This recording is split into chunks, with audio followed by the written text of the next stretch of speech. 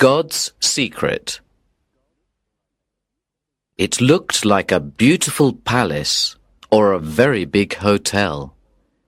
But it wasn't made of stone. It was made of clouds. Immense, milky white clouds.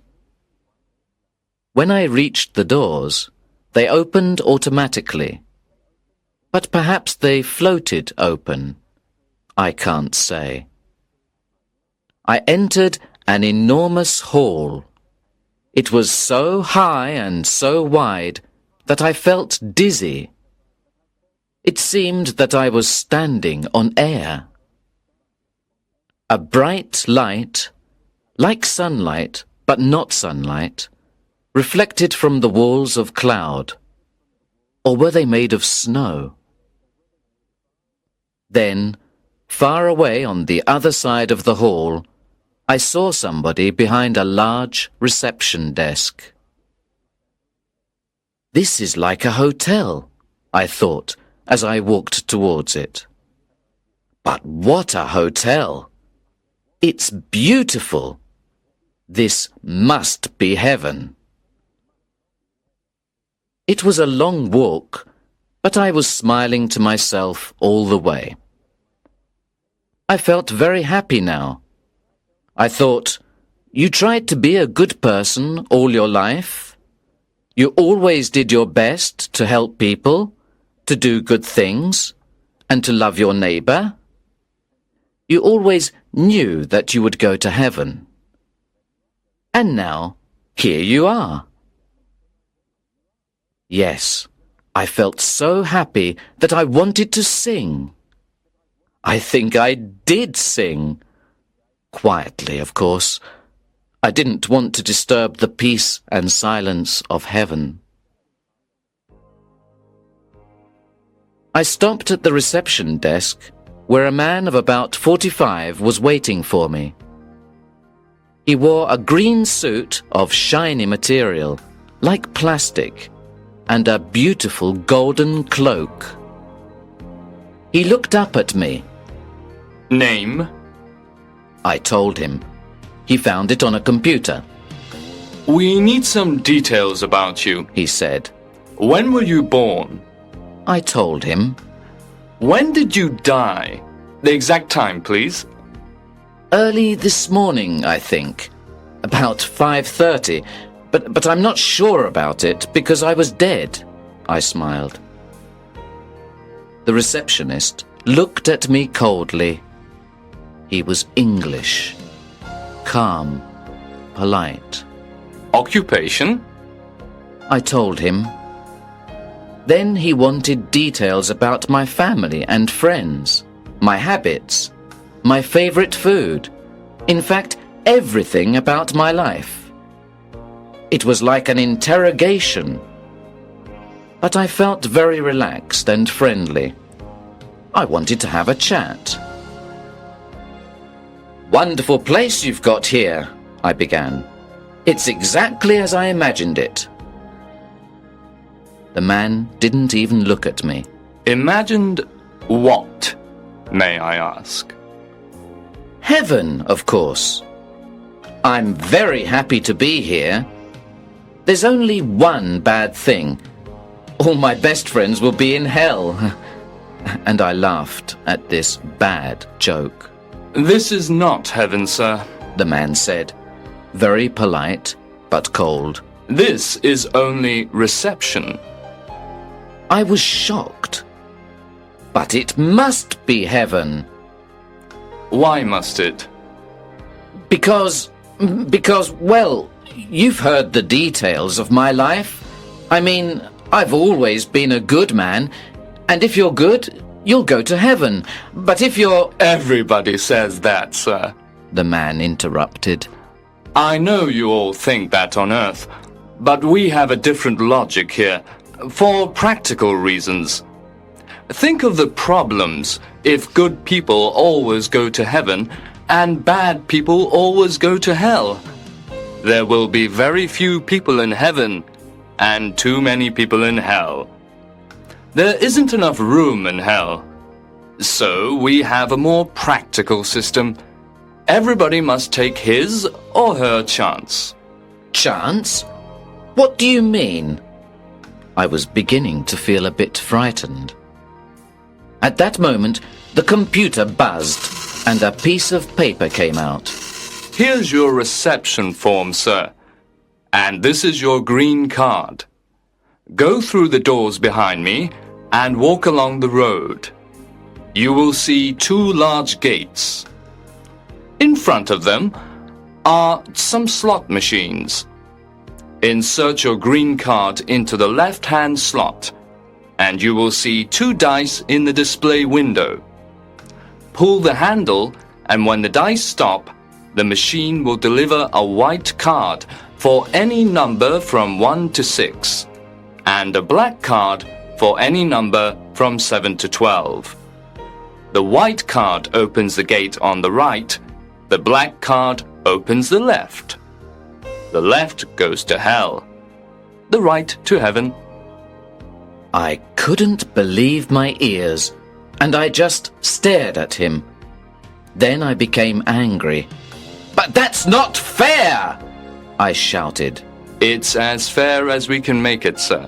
"But it's just chance, luck, accident. It's a lottery." Yes, sir. But it's God's orders, and we can't change it. "God's orders!" I shouted, furious. "But it means that Jack the Ripper, for example, could be in heaven." Jack the Ripper. I've heard the name before. Let me see. The receptionist opened a large file. Yes, Jack the Ripper. He arrived about 100 Earth years ago. I don't remember very well, but I think he was quite pleased with our system. "I'm sure he was," I said angrily. "And I'm sure he went to heaven." Then I looked quickly at the clerk. "Well, did he?" I can't tell you that, sir. You see, we don't know. Nobody knows. It's God's secret. "God's secret?" I cried. "Oh, God, no! No! I'm not going to spend eternity with Jack the Ripper. It's not fair!" And I stamped my foot on the floor like an angry child. You must take your chance like everybody else, sir, the man said coldly. "But don't you understand? All my life I tried to be a good man." The man looked embarrassed. I'm sorry, but that is not relevant to the laws of the universe. "What laws? What do you mean?" If I remember well, there was a Mr. Albert Einstein who arrived about 40 years ago. He was a good man too, I believe, and like you, he was very upset by our system. He couldn't accept it. He said that he didn't believe that God plays dice. I told him that God certainly plays dice, and that it was the fundamental reality of the universe. Yes, Mr. Einstein was very unhappy about that, because he had helped to discover it, so he said. I didn't answer. I was too upset to speak. I took the form and the green card and walked quickly to the doors behind the reception desk. They floated open. There was a long road in front of me. In the distance, I could see two enormous gates, one white, one black. They were made of beautiful, heavy crystal glass that shone like jewelry. I walked along the road. It was very silent. On each side of me were great clouds that trembled and changed in a soft wind. Even the light seemed to change from brightness to shadow and back again. I came to the gates. When I looked at the black gate on the left, my heart stopped. What was behind it? Who was behind it? Then I looked at the gate on my right and trembled. Who or what was behind Heaven's Gate? I inserted my green card in one of the slot machines. There was a buzzing sound, and the display window showed 2 dice. My hand went up to pull the handle. Not yet, not yet, I said to myself. I want to think. I want to sit down and wait a bit. I want to take my time. So I sat on the road and began to talk to myself. Oh, this is terrible. I never smoked. I never drank. I never gambled. I never stole any money. I never hurt anybody. Of course, I was careful about my health, and I looked after my money, like everybody else. I wasn't stupid.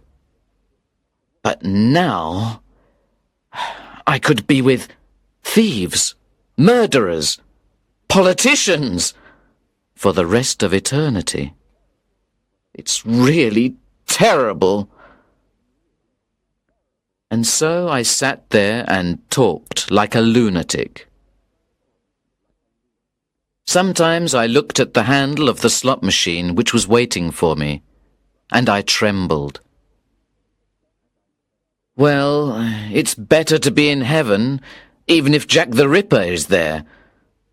People say that heaven is a beautiful place.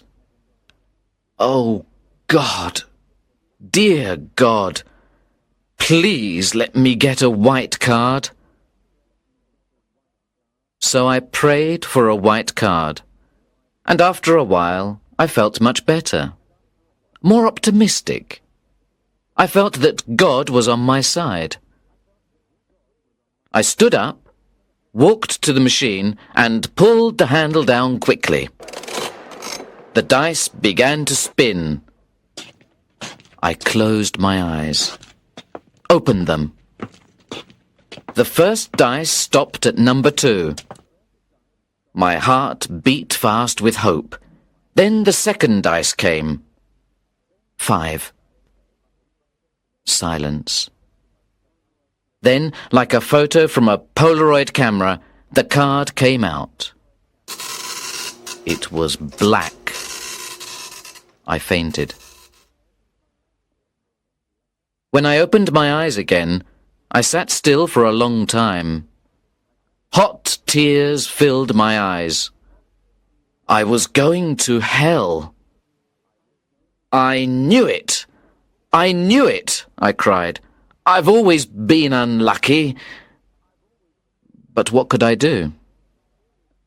I had to enter the door on the left. I had to go to hell. I inserted my black card into a slot by the gate. As it began to open, a strange, aromatic odour came out. I went into another great hall with a reception desk at the far end. It was a long walk. The walls were made of black smoke and red flames. Behind the desk sat a pretty young blonde woman. She gave me a sweet smile. "Hello, may I have your reception form, please?" she said in a friendly way. I gave her the form, and she typed the information into a computer. "Why do you look so depressed?" she asked with her sweet smile. "You're a lucky man." I laughed bitterly. Lucky? "Here's your room key. She continued. We hope you'll like room 206. You'll find everything in order. Drinks, magazines, a change of clothes, a bottle of wine, and everything necessary for your comfort. There is a reading lounge, a swimming pool, tennis courts, and a card table. We hope that you will enjoy your eternity." I was watching her to see if she was joking behind that sweet smile. "This is hell, is it?" I asked in a sarcastic voice. "That's the official name, yes. but we call it Paradise Regained. I suppose you thought it would be a terrible place, but things have changed a lot. We've made it better. You'll see. Who are we?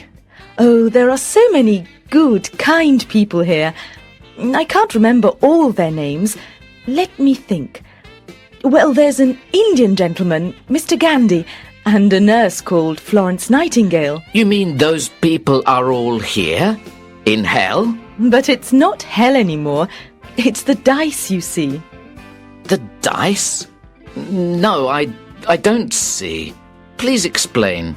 Well, for a long time, a lot of good people scored more than 6 and got a black card. So now there are more good people than bad people. This doesn't happen often, of course. It's a very unusual thing, and it will certainly change again. Then we'll get the usual average of about 50 good, 50 bad. Smiling, I said, "Has God fixed the dice? For a joke or something?" She looked a bit shocked. Oh, no. I'm sure God is an honest gambler. It happened by accident.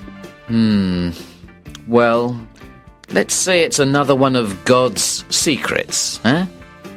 And I gave her a big wink. What about Jack the Ripper? Is he here? Jack the Ripper. She looked through her file. No, he isn't here. He must be on the other side, in heaven. I laughed and laughed. And are they having a bad time there? The receptionist said quietly, Between you and me, we've heard that they are having a lot of trouble in heaven. I laughed again, and tears of happiness came into my eyes. Welcome to Paradise Regained, said the woman with a big, sweet smile. Have a nice eternity. Thank you. This place looks better than Earth. At that moment, an intercom buzzed, and the woman answered. Reception 3 speaking. Can I help you? As she listened, her expression changed. It became dark and anxious. Oh, I see. Thank you, Reception 1. She was silent. Anything wrong? I asked. Well, as you know, the situation on Earth is very turbulent at the moment, and a lot of new people have arrived. Reception 1 says a big crowd is already at the dice machine. Who are they? I had a bad feeling in my stomach. Reception 1 says it's a group of terrorists, child killers, mafiosi, football hooligans, drug barons. Stop! Please stop! I shouted. We can only hope that our luck continues, she said. Her sweet smile had gone. She was looking at the entrance with frightened eyes. I cried, Please, God, let them all go to heaven. I pray! I pray! I'm sorry, but praying won't help. It all depends on the dice. And that's God's secret, I said, laughing and crying at the same time. While we waited, the silence was long and terrible.